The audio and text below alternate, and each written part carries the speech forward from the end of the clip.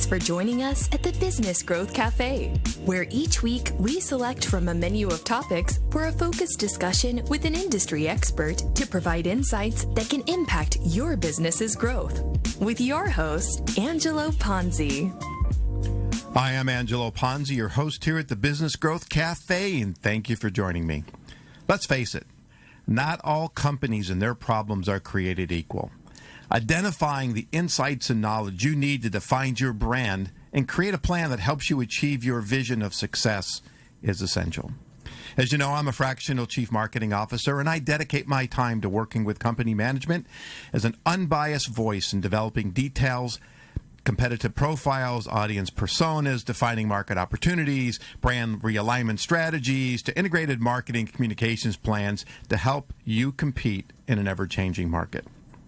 Many businesses start with executing tactics first. That's the number one thing I get. Hello, I need a brochure, a website, a social media campaign, right? They want to get into producing the materials and generating leads without spending the time to know the dynamics of the market in which they're competing in and to think through the strategies to build an enduring brand. Now, I talk about this a lot, and today we're going to talk about what I recommend is the three pillars that I like to say to help you define your business growth. And they're insights, brand, and planning. And in that order, right? Don't jump to plan if you don't have the insights. And I'm going to talk about what all these different things are. And I believe if you follow this order, you're going to become more strategic in achieving your business goals. These three pillars, I believe, are key to building an effective, efficient, strategic growth plan for your business. And so I'm going to spend my time today talking about this. Yes, you're right. You're going to have me as the interviewer and the guest. So I won't change my voice, so you're just going to have to listen real closely because I think this is going to be important. It's what I believe in wholeheartedly. In my entire career, I really focused on these three pillars. Now, insights. So what the heck do I mean by insights? A lot of times I say it's market research. Now, whether it's determining the best combination of features for your customers that they're most interested in, understanding competitive strengths and weaknesses, product positioning, opportunity markets for expansion, new product development, buyer personas, customer journeys, or really any number of strategic issues and challenges, you need market insights. It's extremely important to understand what the voice of your customer is, what's happening in the marketplace, what your competitors are doing to help you define your strategies. Now, when I talk about strategies, I'm going to talk about brand strategies, right? Your messaging, your positioning, how you're going to compete, and I'm going to get into that to the next section. So I believe you need to start here. Now, before you start your process of gathering insights, I'm going to give you 6 key questions I want you to ask yourself to help you define your company's growth strategies.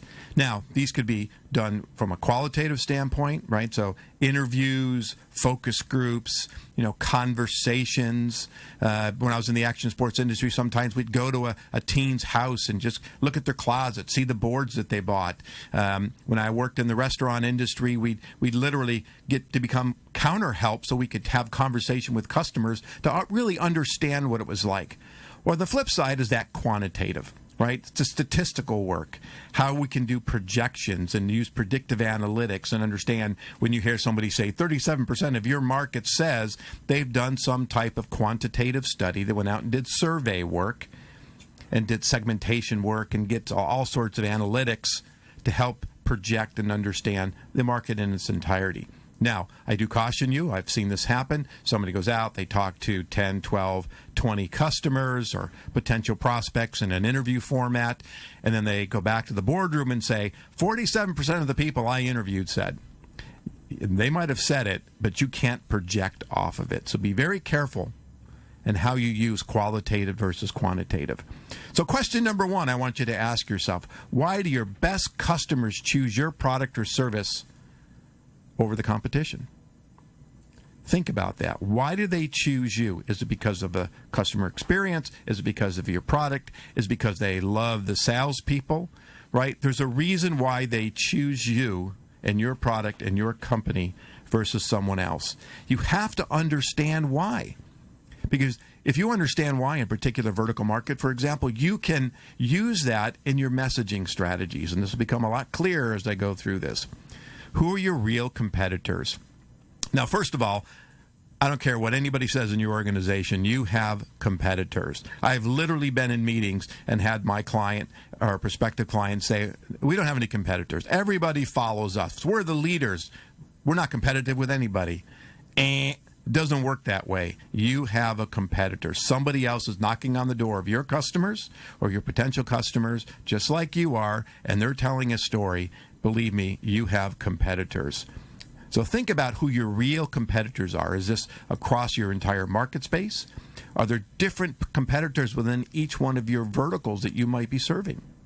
Is there different competitors based on your demographics or firmographics that you're targeting? So think about that then. Who are those real competitors?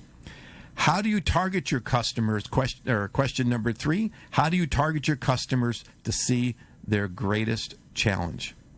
How do you know what their biggest challenge is? What's their pain point? You've heard this word 1,000 times. What is their pain point that you're trying to solve? What challenge do they have in the marketplace? Again, if you don't talk to them, if you don't survey them and have conversations with them, you don't know, you're guessing, right? We want to take the guesswork out of this section, this insights. Don't guess, right? Don't guess. Don't rely on nothing but input from your salespeople, because sometimes that gets biased, right? Because they're talking to you about how they feel and their impressions. You want to use people outside of your company to really gather this information. That's what I believe. Someone who's unbiased in getting that done. Question number 4. What's the best way to market to your primary target audiences? How do they consume information? What's the hierarchy? If you're in the tech world and maybe you've got a software product and you need the IT department to test it, but who triggers that? Who is the person that says, let's investigate this product? Who's the person that evaluates that product? Who is the person that makes the final decision to buy?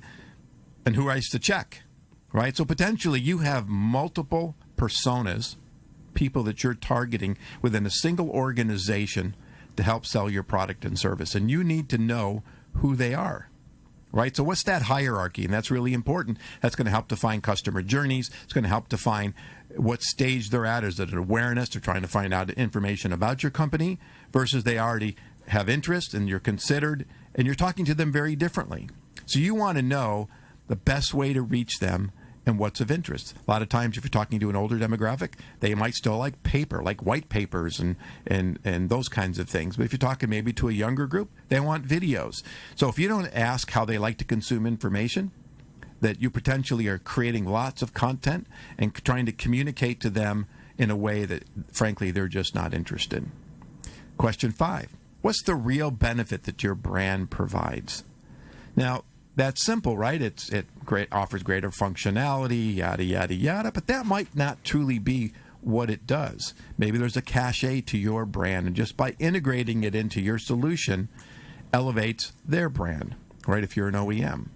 So you have to understand then, what is the real benefit? What does it do for them?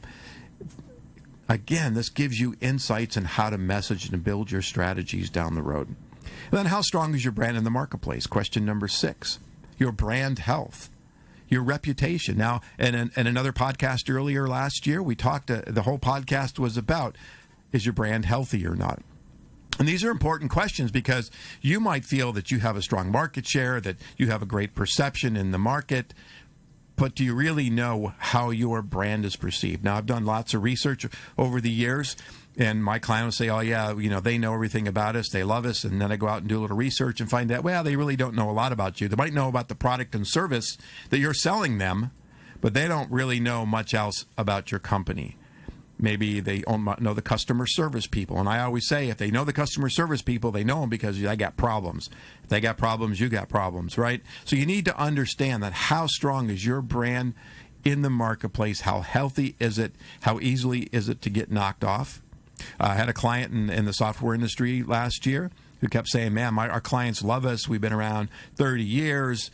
And when I went out and talked to their customer base, I heard, well, we like, Susie when we call customer service. She's really great.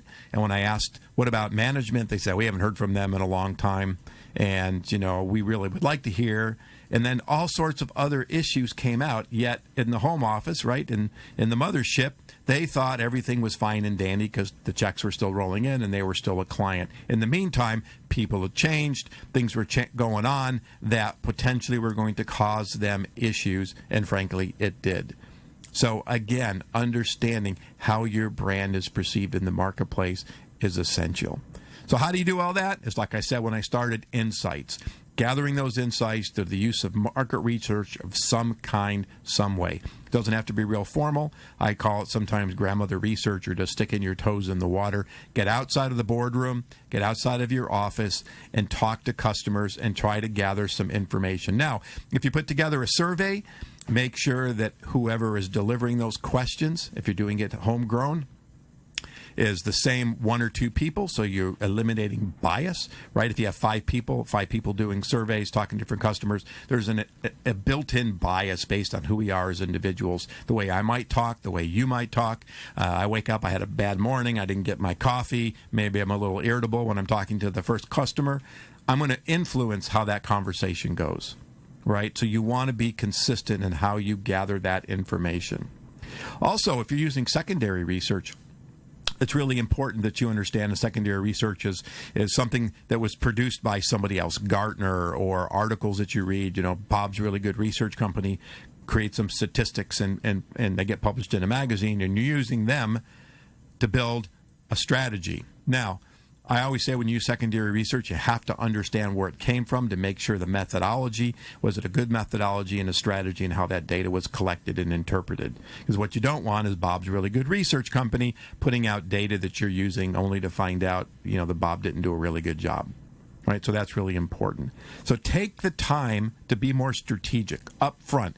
Don't be in a hurry to get the tactics going. Spend the time to really be more strategic in the information you should gather, because your campaigns and what you do down the road are going to be much more important. So gather those insights, help uncover those opportunities, challenges, issues, and obstacles to ensure your strategies and plans are based on the market you serve. Now, on my website, I have a free ebook on establishing a competitive intelligence program that I put together that you can take a listen to, or you can read to help you put together a program internally to gather that information from a competitive standpoint. And if you follow those guidelines, you can really use it for other things too. So I encourage you to go to my website to find that, and it's under ebooks in my nav. Now, I said insights, brand, and planning, and let's move on to branding. Now, building an effective brand strategy continues to be one of the most difficult tasks facing companies, and I believe that. Without a doubt, it remains the most common misstep companies make, and they want to get right to the tactics, as I've said before, and skip those insights and strategy work because they want to get into the marketplace, start generating those leads. Now, many folks I speak to, when I talk about branding, they say, oh, yeah, we do branding. Here's our new visual layout and those kinds of things. And so sometimes branding tends to take on more of the visual cues, if you will, as opposed to the strategic. And that's where I play in, is I want to understand the strategic aspects of the brand, the positioning, how we're competitive, and then use that to interpret how visuals and how your creative executions might fly, not creative first and kind of shoehorn in the strategic. Right, so that's a difference. I talk to a lot of creative folks all the time, and when we talk about branding, they come from that standpoint, right? They go to the grocery store, they look at packaging on the wall, and that's how they get their visual kind of branding direction. I like to go ahead and talk to the customers, understand what the customers think about that packaging, what's the messaging, why did they pick that, what drove them into the store, number one, what drove them to pick this brand over another brand. Then those learnings can help shape the creative approach. And that's the way I like to look at it. I encourage you to look at it that way as well. So utilizing the market intelligence and the consumer insights then that we just gathered together, assessing the competitive environment, again, these steps to arrive at that brand strategy. And I believe that brand strategy needs to be concise, simple, direct, competitive, and above all, meaningful to your audience. If it doesn't mean and doesn't motivate and drive or change behaviors or attitudes, then what are we talking about? You just spent a lot of time. Now, years ago, I worked on a a household cleaner. I won't mention their name. Biodegradable, non-toxic. And they used to be known more in the automotive world. And so we were taking it to the grocery world and went out and did some research and really found those communication points that we felt were going to motivate our customers to buy this biodegradable, non-toxic household cleaner over competitors. And we spent time gathering that information, but strategically, we missed something because we got so caught up on the attributes, the value propositions. We missed one very important thing, and it was price. Right? Everybody wanted that safer product, but they didn't want to actually pay more for it. So again, in utilizing that and gathering the insights, in some cases, we don't ask the right questions. So again, think through your questions. I believe any question in a survey or anything you're asking needs to be actionable, needs to add value. Nice to know questions just are not important, right? So when you're thinking about their strategy then, how do you look at positioning, for example? How do you look at competitive stance? How do you separate yourself from those competitors? A couple of years ago, I worked on a project, and it was senior living homes. And this particular brand had about 23 locations, and they had about, I think it was like 20 competitors around the country. And we wanted to understand how someone made the decision to select their retirement home, if you will, versus another retirement home. So we started off by analyzing their websites first from a qualitative standpoint, and we were able to determine the words, the phrases that were being used by all the competitors, and we were able to decipher those down into what we felt were the antes and things that we have to have. And so we could utilize that in crafting messages. We knew what the competitors were doing, and now we could figure out a way to use those same words and phrases, if you will, but say it differently so we could differentiate ourselves from the competition. I worked for a tequila brand owned by a well-known rock star. You figure it out from there. And they wanted to understand the implications of this rock star onto the image of the brand, looking at brand reputation. And there were certain things that the brand was high-end, sold for a lot of money, and we wanted to understand, did the rock star, for example, have any implications in the brand strategy? So by digging down and understanding what he meant in comparative to the brand and what the brand cues were, we were able to decipher a way to develop our brand messaging to capitalize on this individual and understand where the issues were and address those from a strategic standpoint. So again, those insights that we gathered allowed us to be more strategic in our messaging and strategies. So there are many aspects in developing or repositioning your brand, so I want you to keep the following 5 questions in mind when you start thinking about branding. What perception do you want to own with your brand in the minds of your customers? Now, the only way to find that out is to ask them. You have a perception that you want to hold. The question is, do you hold it? And if you don't, then you need to figure out a way to change that perception. So that's very important to understand how you are perceived. Again, part of this is about reputation as well. Number 2, what are the core values that guide your brand's behaviors? Now, this is important. Most companies have identified those core values, and it's important that you define them and you stick to them, right? If you're jumping around and you're being schizophrenic with your core values, the market's going to be confused as well. So you have to understand that your behaviors as a company, your behaviors as a brand should be guiding everybody within your organization and how you communicate internally. And again, if you listen to this show, you know I talk about internal marketing as well as external marketing. What are your unique differentiators that help create and leverage your brand? Question number 3. Now, that's really important because a lot of times if you sit down and start thinking about how you differentiate your brand from another, right?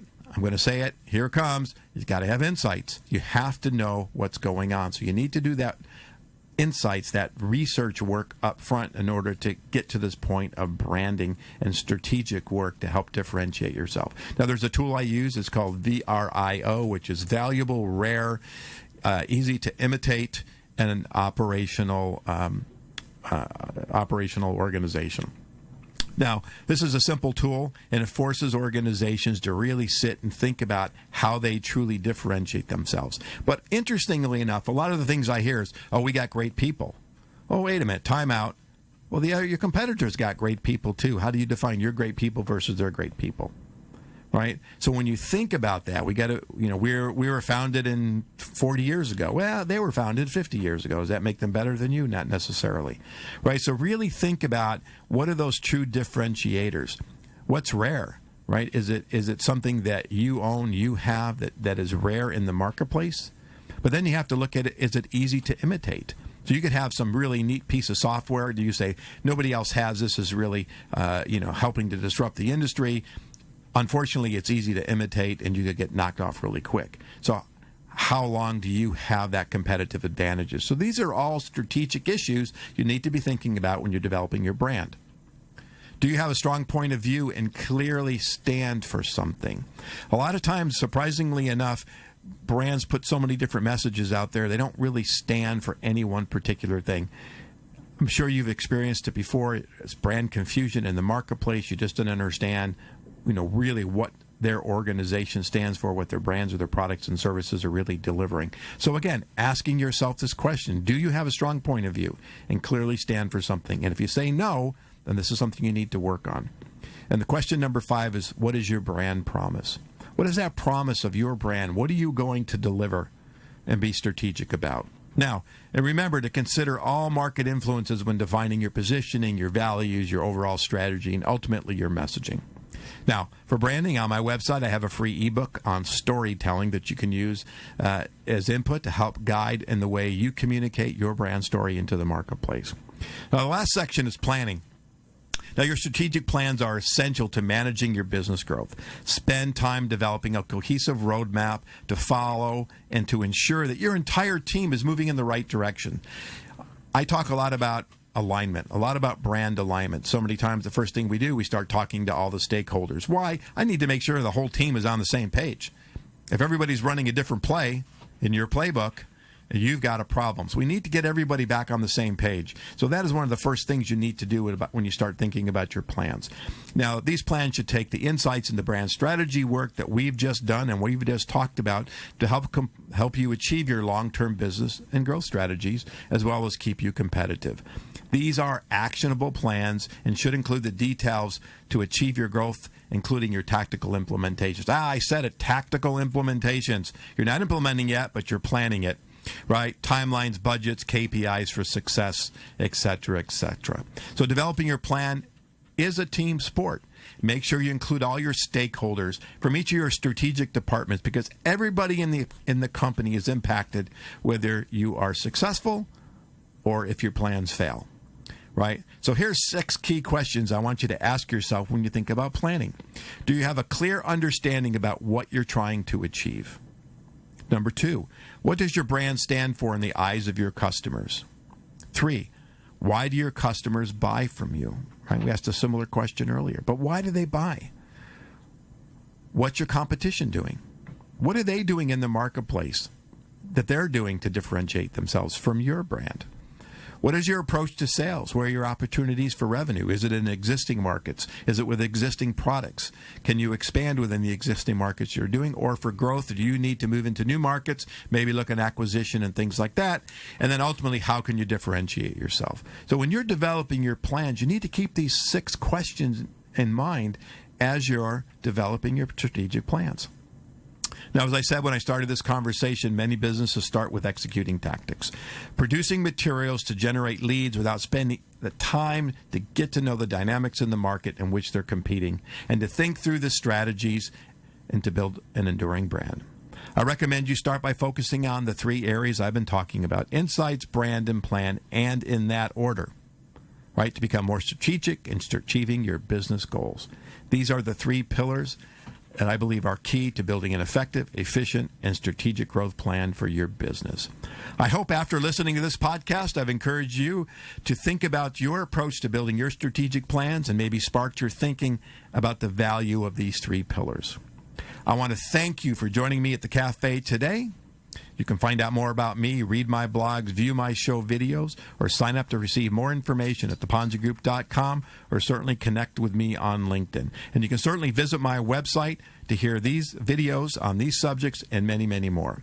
And if your business is ready for growth and you need a CMO, but you're not quite ready for a full-time person yet, connect with me. I'd welcome the opportunity to explore the benefits of using a fractional CMO.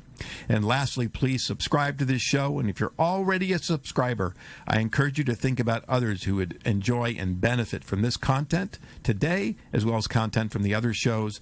You can find out more about that at the Business Growth Cafe or on my website, theponzigroup.com. Or you can subscribe to any major podcast platform to get this content.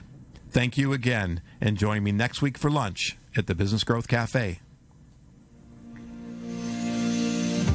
Thank you for listening to today's discussion at the Business Growth Cafe with your host, Angelo Ponzi. Take a moment to subscribe to this podcast and visit our website at www.businessgrowthcafe.com. Read Angelo Ponzi's blogs at www.theponzigroup.com.